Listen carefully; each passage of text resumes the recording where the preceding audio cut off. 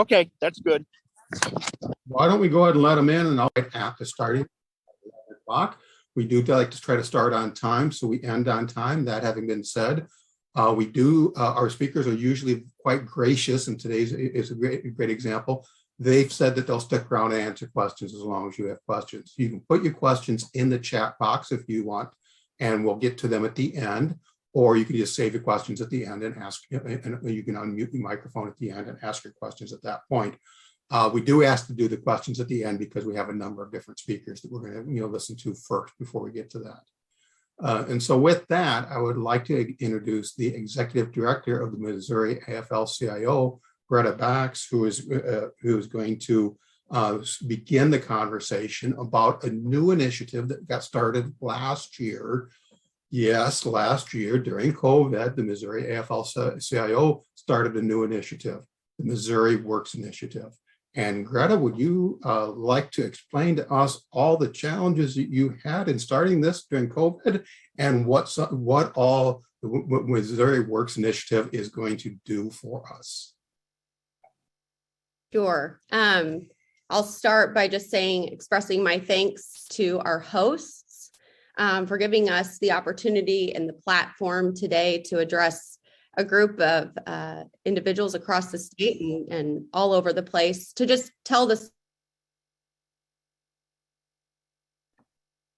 I'm unmuted now. Was I muted the whole time? No. Anyway. Just for a moment. Okay. I just want to say my thanks of appreciation for the opportunity to address everybody today and for our hosts for giving us this opportunity. And thanks to the MWI team who's taken time out of their day. We're joining you from all over the place. Some of us are in cars. Some of us are at the IBEW Local 1 Hall in St. Louis. So we're joining you from all over the place to just tell the story of our organization. And thank you to all of those who are attending. We hope this is a worthwhile hour of your day. And if it's not, I think someone's monitoring the chat. You can leave us some thumbs down and we'll internalize and reflect on that later. But anyway, I'm just going to start. I'm going to introduce myself, introduce our program and our staff. But I really would like to leave the lion's share of the time to each of our program staff members to tell the story of their programs and really showcase the particularities of each of our program areas. So I'll start by just letting you know who I am. I'm Greta Bax. I'm the Executive Director of the Missouri Works Initiative. I started at the AFL-CIO just a few years ago. And when I started, my role was working with Jim Colby on the Dislocated Worker Program. And in working in that space, it became clear to me that we did a lot of really good work in layoff management, layoff aversion, and helping workers navigate that challenging space. And it occurred to me that we could be doing a lot more and build out from that space to be more present in workforce development and growing a more inclusive, equitable, and diverse workforce. So we decided to form the Missouri Works Initiative, which is a 501c3 organization that is sponsored and supported by the Missouri AFL-CIO.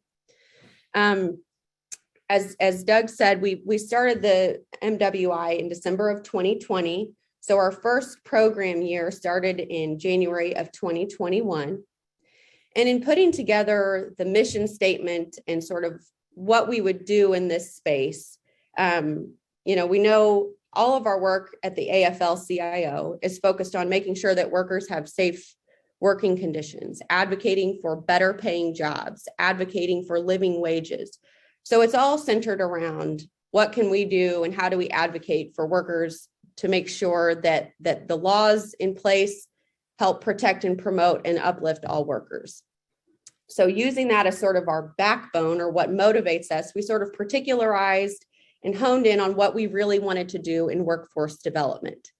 So we moved beyond, the AFL takes care of the lobbying and the political side of things to make sure that laws are in place to protect workers.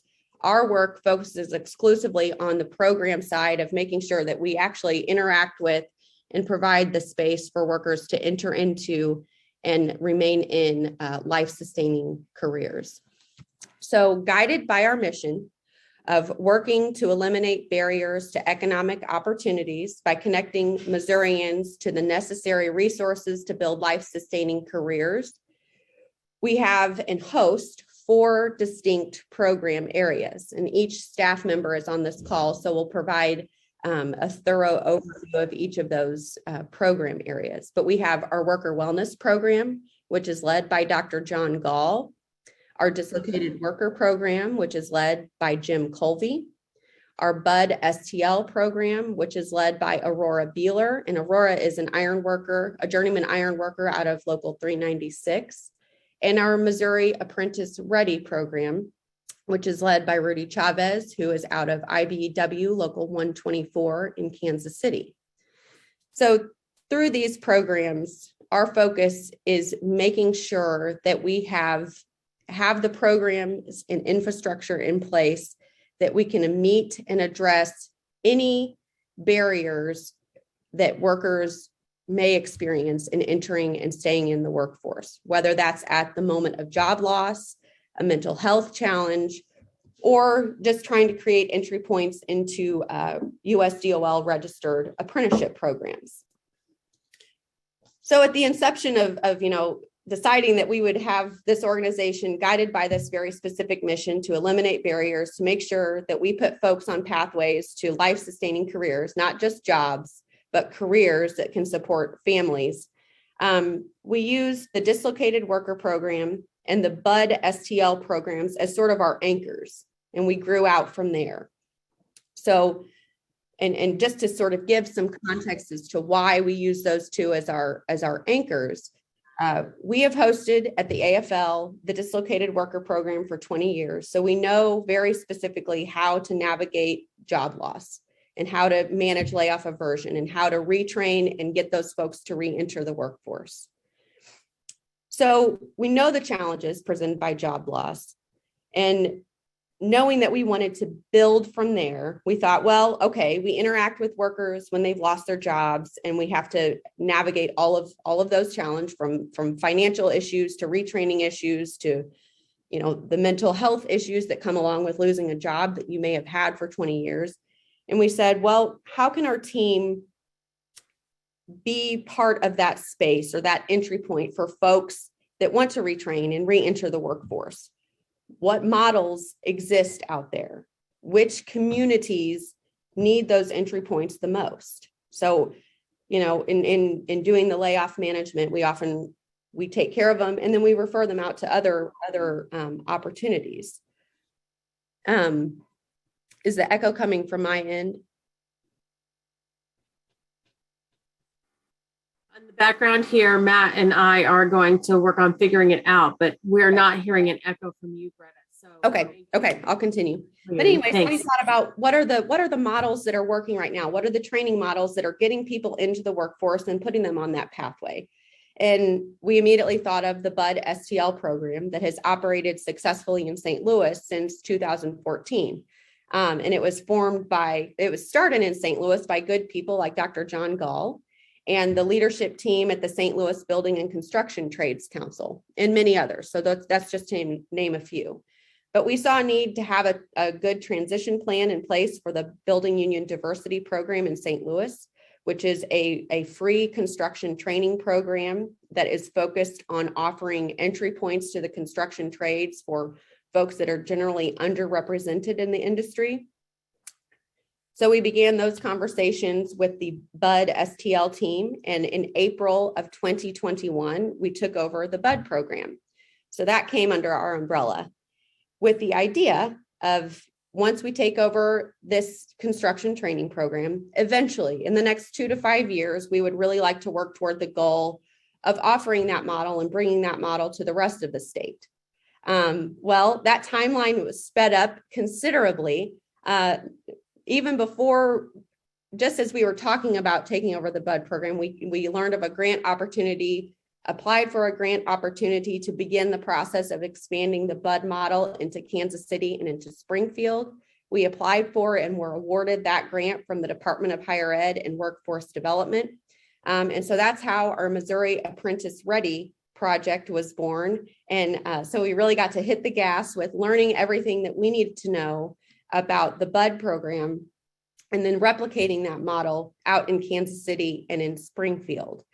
So we're really excited about that growth and that support. And that just is a kudos to the folks in St. Louis who really have made a really polished model that is worthy of replication. So we're really proud to take that on in our work. So the final program area, and I didn't know whether to start or end with talking about the worker wellness program, but I think it works either way, whether you begin with talking about worker wellness or you end with it, because worker wellness matters no matter where you are in your career, whether you're starting an apprenticeship, whether you've been a teacher for 20 years, whether you work in a factory, or whether you are a lifelong construction worker. Mental health matters. And Dr. John Gall is the director of our worker wellness program. And just to highlight some of the work that he is doing in that space, he puts out a weekly blog of offering a well-rounded overview of resources, tools, and researched items that are available and can be accessed. And we're working on offering trainings. He participates and engages with our BUD STL program and our Missouri Apprentice Ready program to make sure that as we're training folks, they're also aware of how to stay healthy and safe in the workforce. So I'm really proud of all 4 of these program areas, and they're all mission focused, and they all address very specific barriers to staying in and remaining in the workforce. And so as we look forward to what we'll be doing in the next few years, our goal is to really get the BUD STL program, continue that good work, and then really ramp up the Missouri Apprentice Ready initiative in Kansas City and in Springfield, with the hope that in the next few years, we will also be able to bring that training model into central Missouri and other parts of the state. So as we move forward, we'll continue to improve our understanding and respond to new barriers that pop up that keep folks out of the workforce, to make sure that we adapt and grow accordingly. So with that, I'm really excited for you all to hear more specifics about each of our program areas. And we'll start with Aurora Beeler, who will tell us about the BUD STL program. Hi, everyone. Good morning. My name is Aurora Beeler, and I am an iron worker with Local 396. Before I started this position as the BUD coordinator, I was with 396. I mean, I still am, but I was in the field for a little over 8 years. And I am really excited that we're starting our first class coming up in February 14th. So a little bit about the BUD program. It was started in 2014, and it's been a consistent part of trying to bring more diversity into the union building trades. And so what we do is we have a 6-week pre-apprenticeship training program where we are following the NAB2 MC3 core curriculum, and which NAB2, National Association of Building Trades Union, we are trying to form our cohorts into well-rounded pre-apprentices, so that way they can apply to any of the building trades that they are interested in and be prepared for it. Because if you haven't had a friend or a family member or someone, helping you along, sometimes it's really difficult to navigate the union building trades. Not everyone knows that you have to go down to the apprenticeship school to fill out an application. Not everyone knows that there's a difference between apprenticeships that are letter of intent versus being indentured to the apprenticeship program. And so there's a lot of different facets to the union building trades, and we are there to help guide them in every step of the way. So that way, when they graduate, they are entering in these life-changing careers in the union building trades. So Our participation, we have with our past, we have 80% minorities and 24% are women. The placement in the trades, we have a placement of 82%. And so another thing that we also do is we have supportive services and the mentoring. So all the things that Bud offers is basically trying to eliminate barriers that someone might have when they're trying to get into the building trades. So we provide transportation to and from during the program. So we have bus passes. We try to figure out ways to get our cohort, our participants, to the different training programs. And I guess I kind of got ahead of myself, but essentially how it's broken down is the 6 weeks. So your first week is an intro to the building trades. And that's when we're introducing everyone to what's an iron worker, what's an insulator, because a lot of people might know what a plumber, electrician, and a carpenter is, but they may not know what a sprinkler fitter is, or an iron worker, or what exactly does a Hodge carrier do. So like there's a whole bunch of different trades out there that aren't necessarily prevalent in like our culture that we talk about, but they're an excellent career. And so that first week is going through an introduction to how the union building trades work, what are the different union building trades in the St. Louis area, how do apprenticeships work, what's the difference between letter of intent and being indentured to the program. And then we also go through, we start the construction math, we do blueprint reading, we do how to read a tape. And then also in that first week, we do our OSHA 10 certification. So in the following 5 weeks, what we do is we go to the different union building trades apprenticeship programs, and their instructors are telling us what their trade does. Because as an iron worker, I can talk about what an iron worker does all day, but if you were to ask me what painters, what a commercial painter does, I mean, I can tell you, but I can't tell you like how someone from their apprenticeship school can tell you. And so while we're there, we're not only learning about the trade from the people in their trade, but also we're getting hands-on experience while we're there too, because sometimes you might be like, oh, okay, no, I know I want to be an electrician, until you get your hand on the trowel when we're building a brick wall with the bricklayers, and you're like, actually, this is not bad. Like, I could do this. Like, this is something that I think I could do. And so getting that hands-on experience is incredibly important, not only for the students, but also for the instructors, because they're watching. They want people to apply. They need people. And so they're picking out the people that they can tell have the grit, that are actually really interested, or, have that spark when they're at that school. So it's great, because rather than just a random person walking off the street applying, now the instructors know who you are, the apprenticeship coordinator knows who you are, and you have a chance to either apply or to ask them questions about what companies that are signatory are hiring, so you could try to get a letter of intent. So it's a great opportunity for an introduction to the building trades, but also for the networking.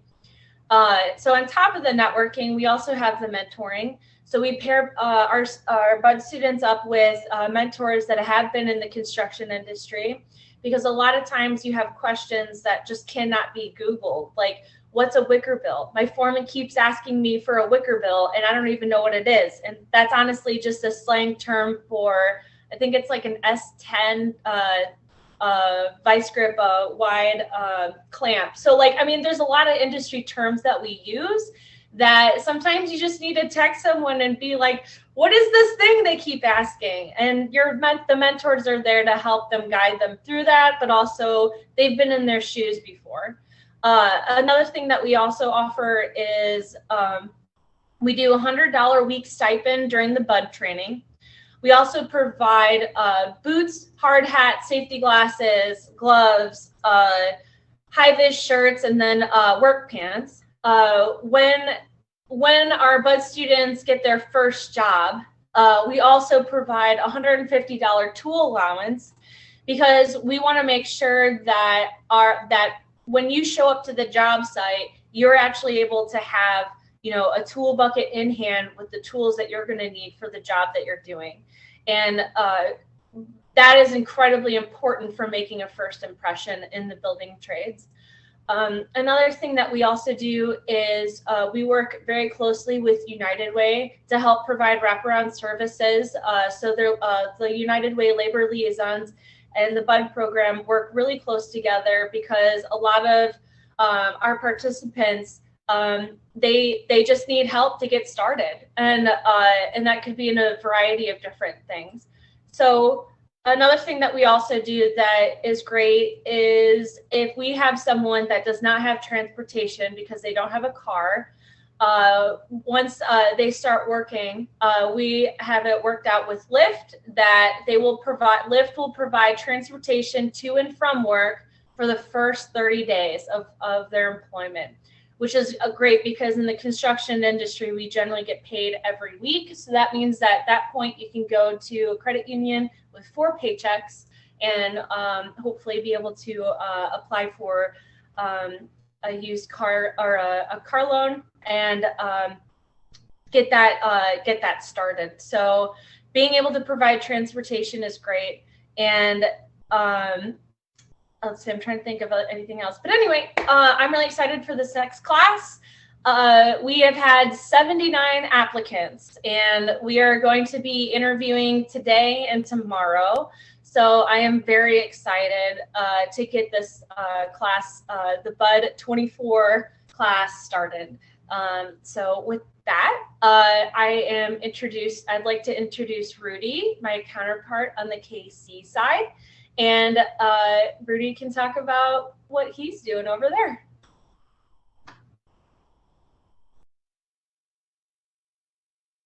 Rudy, you're muted.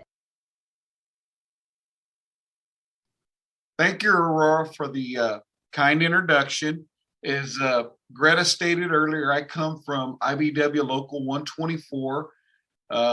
I spent 36 years there as an electrician. I just retired this fall. Spent 15 years on the training fund as a trustee. Now, what we want to talk about here at the Missouri Apprentice Ready program is it's being modeled after the St. Louis BUD program.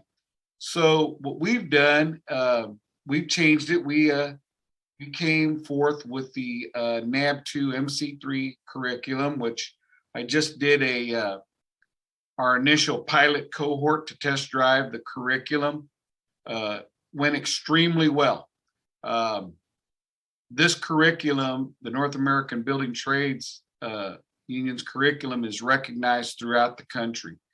The program design, it's 40 hours of required attendance for 5 weeks.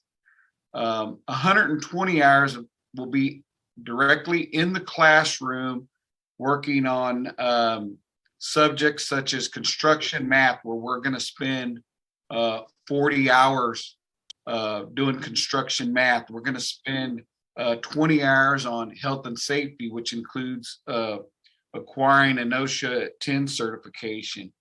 We cover blueprint reading, financial literacy. We're talking about what we call heritage of the American worker. Some people like to call that labor history. So we have quite a bit that we cover, but the remaining 80 hours will be out in the, I'd love to use the word out in the field, but that's not really true. It's in the training centers, and each of the training partners, they have provided our participants with an overview of their program. They give them a hands-on project that they do so they could actually know what it is that they're pursuing.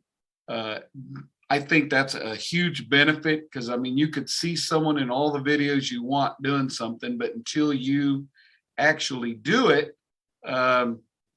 you realize, oh man, this is something else. But you have people, other apprentices working around you, and said, hey, I didn't know how to do it either, when I first started. So we felt like that's just an incredible experience for the participants. Now, as far as the objectives, Aurora covered much of what we do in her presentation.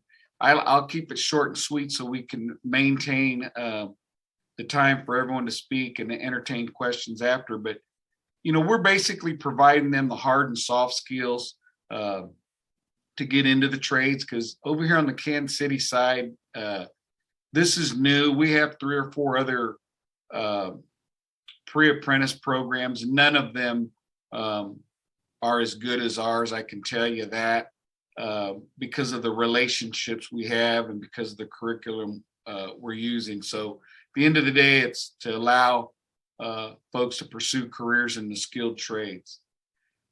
Also, what I share with the management side is that, we're building them a workforce that will allow them to create, it'll be a more diverse workforce. It'll, there are a number of projects where you have community workforce agreements. This helps those contractors achieve those goals for those contracts. And at the end of the day, truth be told, really, we're building stronger communities when we have, when we're more inclusive, when we're bringing more folks from the different backgrounds into the trades. We have a new promotional flyer that we're doing, and we clearly state we encourage minorities, veterans, and women to apply for the program because they're needed, and that's part of what we're doing. And again, I have a tentative. The next cohort it's tentatively set to start Monday, March 7th, and it'll end on Friday, April 8th.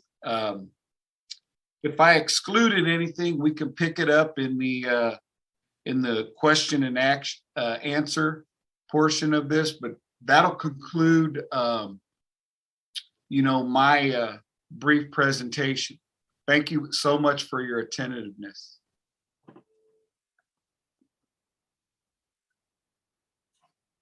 Good morning. My name is Jim Colby. I work with the Missouri AFL-CIO Dislocated Worker Program. I've been doing this for the last 9 years, and we've probably helped over 9,000 workers, typically around 1,000 a year. Now, with this, we partner with the state of Missouri, our Missouri Job Centers, and we partner with the Employment Transition Team. We partner with the Missouri Job Centers because they have really been the hospitals to a sick economy. They have done a great job in helping get hundreds of thousands of people back to work through this COVID mess. And they have done a great job. Now that the unemployment rate's at 3.3%, we don't have as many dislocated workers as we have had in the past years. I was hoping to be the loneliest AFL-CIO guy in the state of Missouri.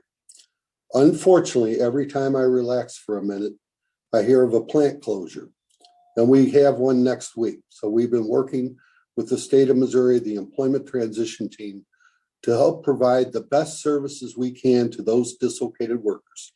A dislocated worker is a worker who has lost their job through no fault of their own.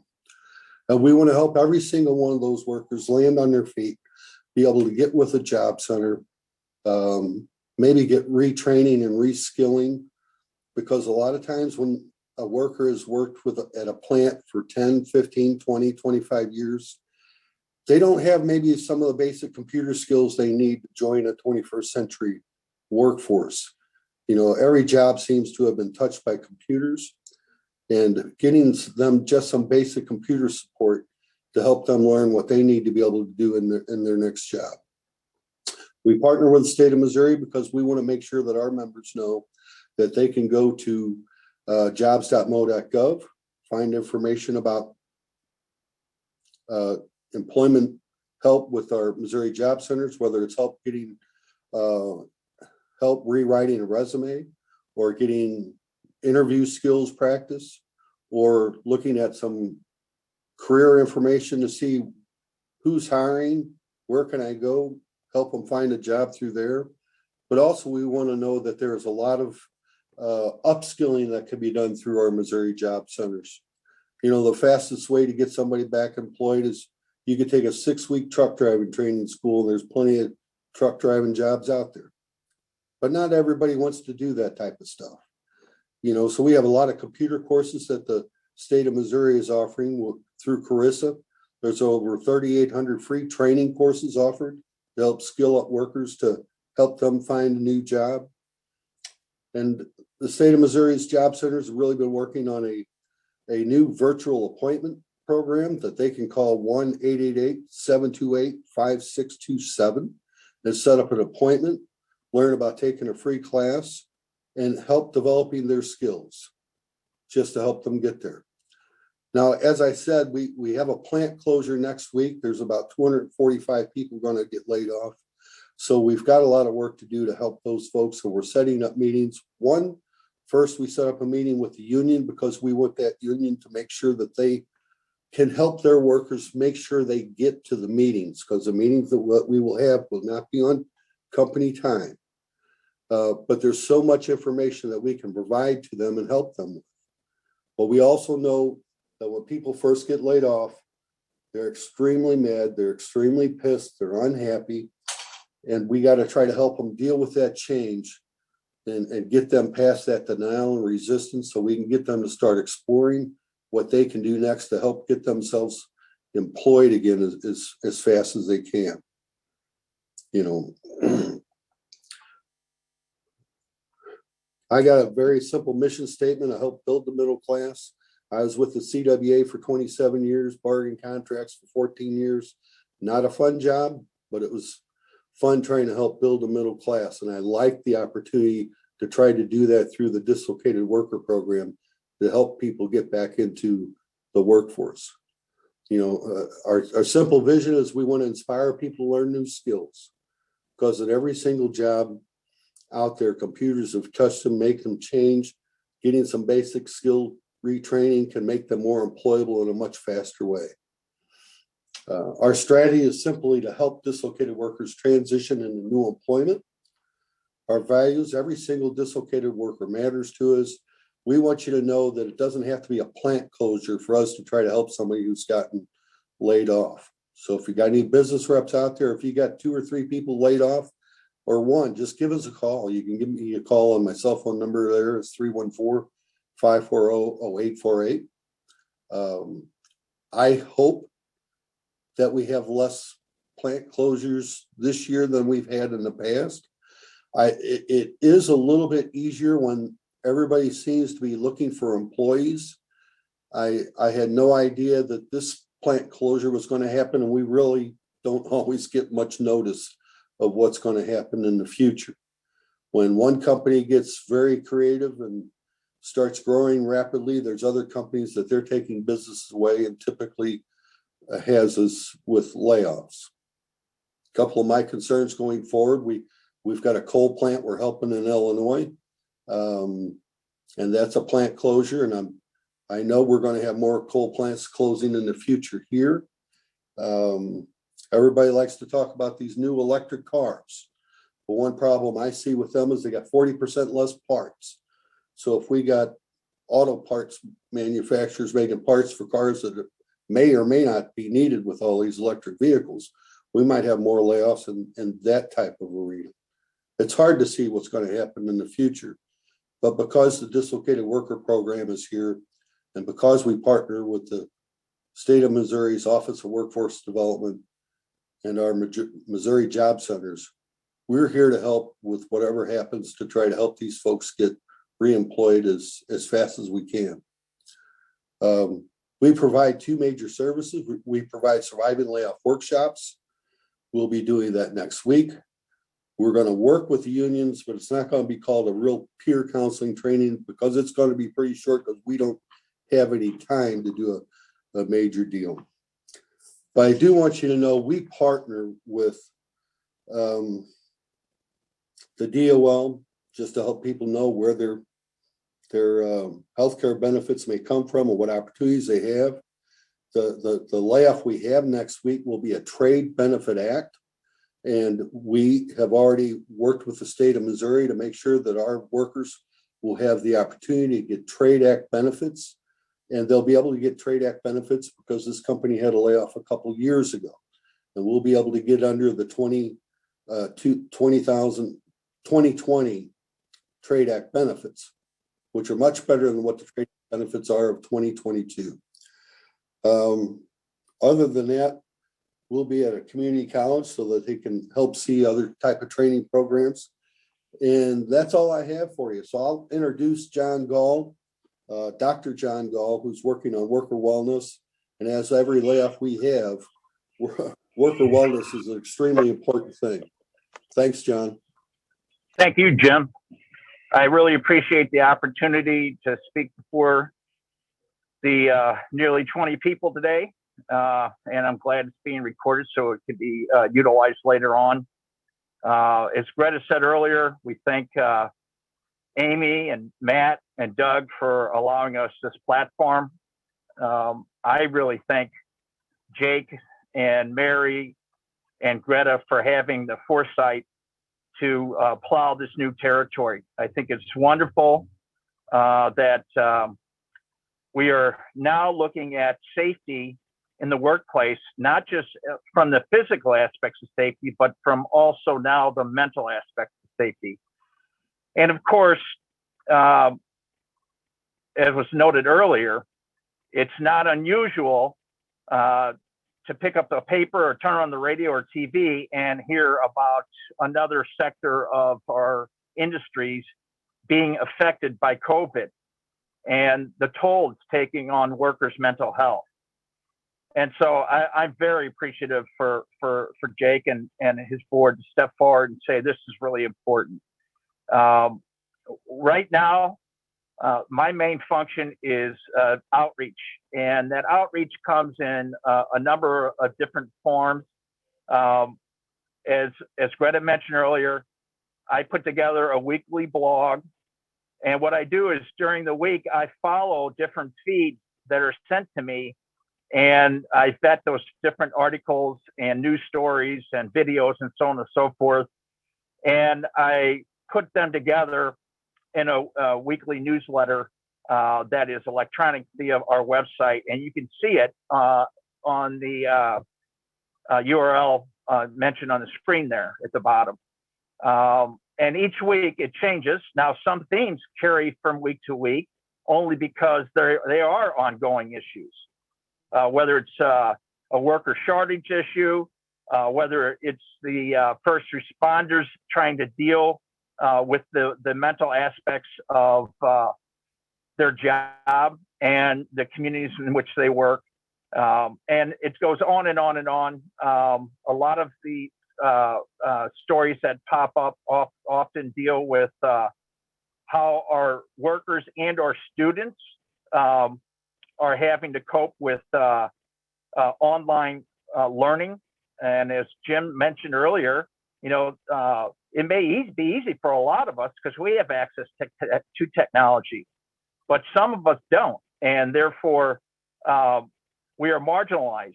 And so we have to make sure that we're making sure that we still do things on the ground. And so we do. We as whenever possible, we go out into the community and still offer different types of training with regards to mental health, opioids awareness, and as well as suicide prevention. And they can come in many different forms. Some are 1 to 2 hour workshops. Some are just discussion type of workshops that do not come with any type of industry credential. Others do come with certificates for completing the course. And so what are our future projects? Some of the projects that we're looking at is the ability to try to make sure that we are inclusive when some of the funds that may come about because of some of the big lawsuits in the workplace right now, due to Purdue Pharma and some other different companies that have abused their position in the marketplace. And so hopefully we're able to utilize those funds once they come our way to create a better atmosphere for workers, for families, and for their communities. And so we continue to work with our outreach partners like University of Missouri Extension. We're doing an opioids program with them. We also work with Washington University in St. Louis, where we're doing both an opioids awareness and a suicide prevention program with them as well. So check out our website. You can see what we have to offer, and make sure you reach out to us if you would like us to come in and discuss what's available. As Jim mentioned earlier, towards the end of his piece, peer support is a big piece. And I think we're going to begin to focus on that because we're finding in the research more and more that peer-to-peer relationships are having better outcomes than peer-to-professional relationships. And so it's really important that we learn how to implement these properly so that each industry can focus on the needs of their workers, and we not just treat all workers the same, because every industry is different, every company is different. So with that being said, I'm going to turn it back over to Dr. Amy to see if she has some questions in the queue for us. Thank you very much. I appreciate the opportunity once again. And before we go to questions, this is a wonderful presentation. Thank you all very much. My first career